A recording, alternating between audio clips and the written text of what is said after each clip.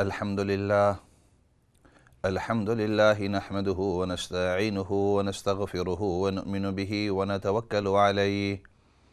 ونعوذ بالله من شرور أنفسنا ومن سيئات أعمالنا من يهده الله فلا مضل له ومن يضلله فلا هادي له ونشهد أن لا إله إلا الله وحده لا شريك له ونشهد أن محمدًا عبده ورسوله أما بعد فأعوذ بالله من الشيطان الرجيم بسم الله الرحمن الرحيم إنا نحن نزلنا الذكر وإنا له لحافظون صدق اللہ العظیم۔ محترم و مکرم ناظرین سامعین، السلام علیکم ورحمۃ اللہ وبرکاتہ۔ پچھلے سیشن کے اندر جلدی ریکیپ کر لیتے ہیں کہ اس کے اندر قرآن کریم کو ایک جگہ کے اندر تالیف کرنا، کمپائل کرنا، اس کے اوپر بات چیت ہو رہی تھی، اور یہ بات عرض کی تھی کہ نبی کریم صلی اللہ علیہ وسلم کے زمانے میں آپ صلی اللہ علیہ وسلم جب قرآن کریم وحی ہوتی تھی تو وہاں کاتبین وحی، سکرائبز اس کو کہتے ہیں، جو وحی کی کتابت کیا کرتے تھے، وہ مختلف چیزوں کے اوپر لکھا کرتے تھے، اور مختلف صحابہ اکرام رضوان اللہ علیہم اجمعین ان کے پاس یہ تھوڑے سی قرآن کریم کا حصہ ان کے پاس رہا کرتا تھا۔ نبی کریم صلی اللہ علیہ وسلم جب دنیا سے پردہ فرما گئے تو اس کے بعد سیدنا ابو بکر صدیق رضی اللہ تعالیٰ عنہ امیر المؤمنین ہوئے، خلیفہ اول ہوئے۔ ان کے زمانے کے اندر یمامہ کی ایک لڑائی ہوئی مسلمانوں اور دشمنوں کے درمیان، اور اس کے اندر بہت سارے صحابہ اکرام رضوان اللہ علیہم اجمعین وہ شہید ہوئے، اور ان شہداء میں، ان شہید ہونے والوں میں ایک بڑی تعداد قرآن کریم کے حافظوں کی تھی، جن کو قرآن کریم پورا کا پورا اول سے لے کر آخر تک پورا کا پورا یاد تھا۔ اب لڑائی کے اندر یہ ہوا کہ مسلمانوں کو اللہ رب العزت نے فتح نصیب کی، جنگ کے اندر مسلمانوں کو اللہ رب العزت نے فتح نصیب کی، لیکن چونکہ ایک بڑا حصہ مسلمانوں کا اس کے اندر شہید ہو گئے۔ اب جب صحابہ اکرام آپس کے اندر ملے تو سیدنا ابو بکر صدیق رضی اللہ تعالیٰ عنہ کے پاس سیدنا عمر نے یہ درخواست پیش کی کہ ہم قرآن کریم کو جمع کر لیتے ہیں، اکٹھا کر لیتے ہیں، اور اس لیے کہ جیسے ابھی اس بڑی جماعت کے اندر اتنے زیادہ صحابہ اکرام شہید ہو گئے، اگر اس طرح کہیں مسلمانوں کی اور جنگ کہیں ہوئی اور اس طرح شہید ہو گئے، پھر شہید ہو گئے، تو ایسا نہ ہو کہ قرآن کریم کا حصہ ہم سے کوئی نکل نہ جاوے۔ تو پچھلے درس میں، پچھلے سیشن کے اندر تفصیل سے عرض کیا تھا کہ ابتداءً ابو بکر صدیق رضی اللہ تعالیٰ عنہ نے فرمایا کہ بات تو اچھی لگتی ہے، صحیح لگتی ہے، لیکن چونکہ نبی کریم صلی اللہ علیہ وسلم نے اپنے زمانے میں اس طرح نہیں کیا تھا، اس لیے میں اپنے آپ کو اس سے روکے رکھتا ہوں۔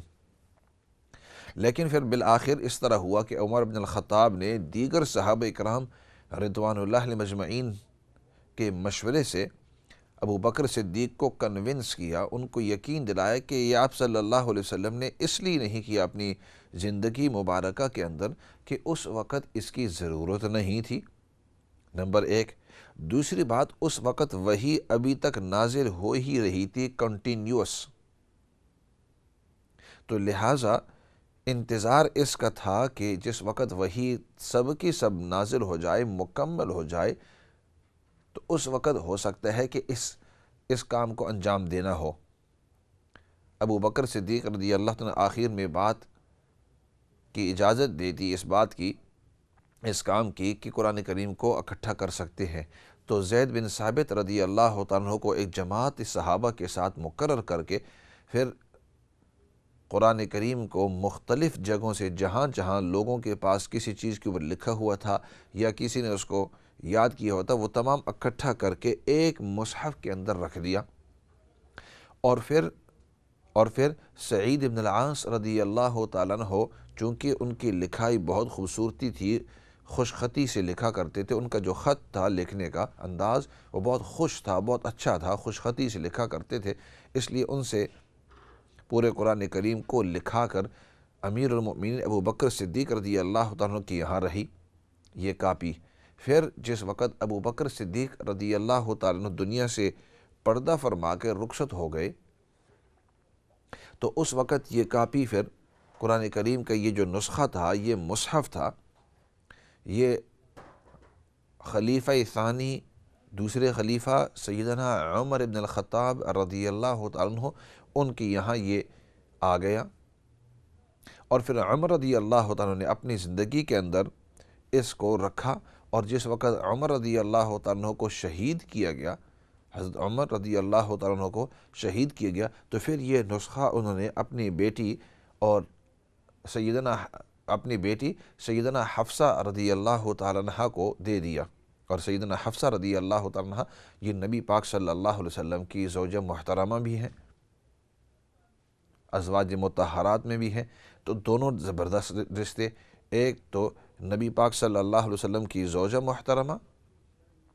ازواج مطہرات میں سے ہیں، اور دوسری یہ کہ خلیفہ ثانی عمر بن الخطاب رضی اللہ تعالیٰ عنہ کی بیٹی بھی ہیں،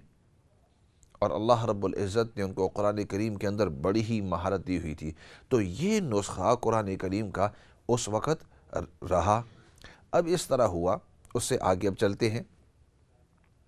کہ مختلف خطوں کے اندر جب حضرت عمر رضی اللہ تعالیٰ عنہ کے دور کے اندر بھی، اور پھر حضرت عمر رضی اللہ تعالیٰ عنہ کے بعد حضرت عثمان رضی اللہ تعالیٰ عنہ کے دور کے اندر مسلمانوں کو اللہ رب العزت نے فتوحات بہت ساری دی، زمین کے اندر بڑی دیر تک اور دور تک اسلام پھیلتا رہا۔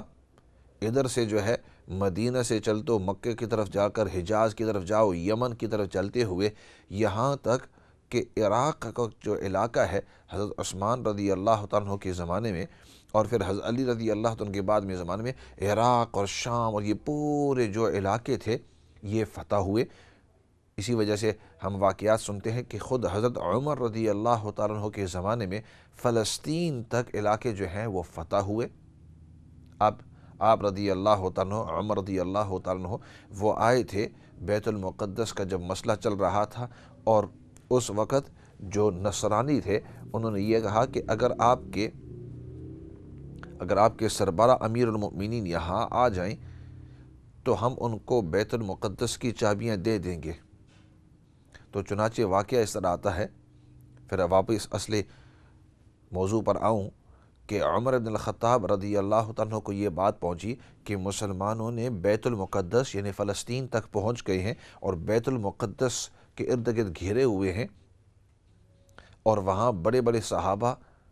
جو لشکر کے اندر تھے، خالد بن ولید جیسے، ابو عبیدہ ابن الجراح رضی اللہ تعالیٰ عنہ جیسے، وہ وہاں موجود ہیں اور غیروں کے اوپر حملہ نہیں کرنا چاہتے۔ مسلمان جہاں بھی گئے ہیں کوشش انہوں نے ابتداً یہی کی ہے کہ کوئی خون خرابہ نہ ہو، کوئی قتل نہ ہو، کسی کو کوئی تکلیف نہ ہو۔ اگر سمجھوتے کے ساتھ بات ہو جاتی ہے تو اس بات کو اس طریقے سے چلاتے ہیں۔ انہوں نے یہ شرط لگائی کہ اگر آپ کے امیر المؤمنین وہاں مدینہ سے آ کر عید البیت المقدس جروسلم جہاں ہے فلسطین کے اندر، اگر یہاں تک آ جائیں اور ہم سے بات چیت کریں تو ہم ان کو بیت المقدس کی، مسجد الاقصیٰ کی جو چابیاں ہیں وہ ان کو دے دیں گے۔ ادھر سے مسلمانوں نے مدینہ کو جواب بھیجا، میسج بھیجا۔ عمر بن الخطاب رضی اللہ عنہ کے پاس جب میسج آیا تو فرمایا کہ ٹھیک ہے ہم نکلتے ہیں۔ حضرت عمر رضی اللہ تعالیٰ عنہ مدینہ سے نکلے اور اپنے ساتھ آپ کے غلام اسلم رضی اللہ عنہ کو لے گئے۔ پورے راستے کے اندر چلتے ہوئے اور سواری کے اوپر سوار ہوتے وہاں جب پہنچے نزدیک ہی تو ایک عجیب واقعہ پیش آیا۔ ایسا کرتے ہیں، بریک کا وقت ہے، بریک کے بعد واپس آ کر اس واقعے کو بھی مکمل کریں گے اور تالیف قرآن کے موضوع کے اوپر بھی بات چیت کریں گے۔ لیکن اس دوران اگر آپ کال کرنا چاہتے ہیں تو موسٹ ویلکم،